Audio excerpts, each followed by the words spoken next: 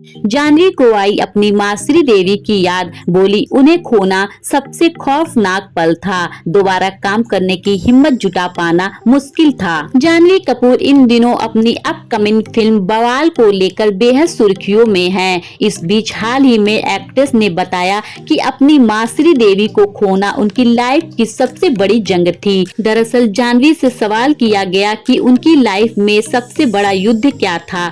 इस पर एक्ट्रेस ने अपनी माँ को याद करते हुए बताया कि 2018 में उनकी मौत जानवी की जिंदगी के लिए सबसे बड़ा युद्ध था। पिंक विला से बातचीत के दौरान जानवी ने कहा, मैं तब धड़क की शूटिंग कर रही थी जब मैंने अपनी माँ को खोया था। मुझे लगता है कि उन्हें खोना, उस मुश्किल से निपटना काफी कठिन था। मेरे लिए दोबारा काम करने की हिम्मत बटोर पाना मेरे लिए बहुत कठिन था।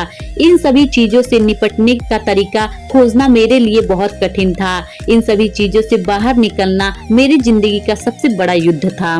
बता दें कि 24 फरवरी 2018 में श्रीदेवी दुबई में एक होटल के बाथरूम में मृत पाई गई थी। श्रीदेवी अपने भतीजे मोहित की शादी में फैमिली के साथ शामिल होने के लिए दुबई गई थी। उनके यूं चले जाने से जानवी कपूर और खुशी कपूर पर गहरा असर पड़ा था।